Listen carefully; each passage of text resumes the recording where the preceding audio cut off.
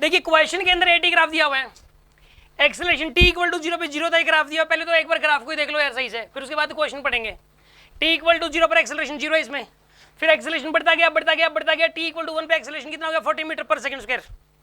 फिर उसके बाद एक्सेलरेशन घटता गया क्योंकि ये ग्राफ की जो हाइट है ना, ये हाइट किसको डिनोट कर रही है, एक्सेलरेशन को किसको डिनोट कर रही है बताइए। रूल क्या होता है कि जैसे एटी ग्राफ है तो इसकी हाइट ए देगी, इसकी हाइट क्या देगी, हाइट बढ़ रही है मतलब एक्सेलरेशन बढ़ रहा है।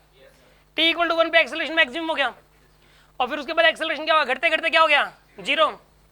इसका मतलब ये नहीं है कि वेलोसिटी 0 होगी, एक्सेलरेशन 0 हुआ है।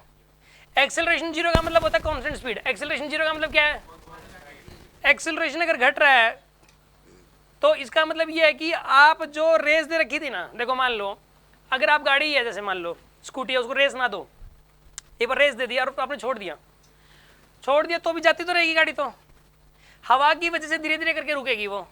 अगर एयर ना हो तो वो जाती ही रहेगी ना, समझ रहे हो बात को। तो उस टाइम वेलोसिटी तो कांस्टेंट होती है और एक्सेलरेशन क्या होता है 0। वेलोसिटी क्या होती है कांस्टेंट, एक्सेलरेशन क्या होता है बताइए उसका 0 होता है। समझ आ रही है बात आपको। रेस पहले ज़्यादा दे रखी थी, फिर थोड़ी रेस कम कर दी आपने, लेकिन दे तो रखी है रेस। एक तो रेस बुझा दो और एक रेस को धीरे धीरे कम होते जाओ, कम करते रहो। रेस को कम करने से एक्सेलरेशन घटेगा लेकिन वेलोसिटी नहीं घटेगी। रेस दे तो रखी है, आखिर से कम दे रखी हो, वेलोसिटी तो बढ़ेगी।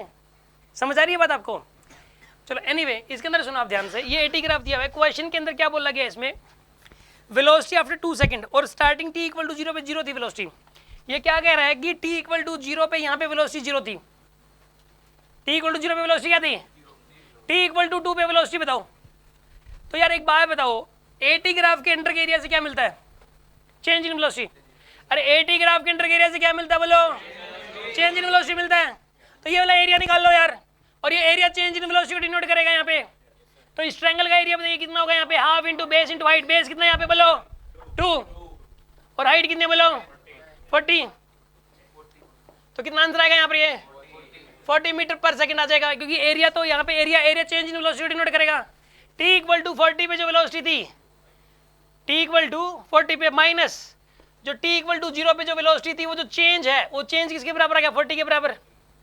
समझ आ रही है बात आपको।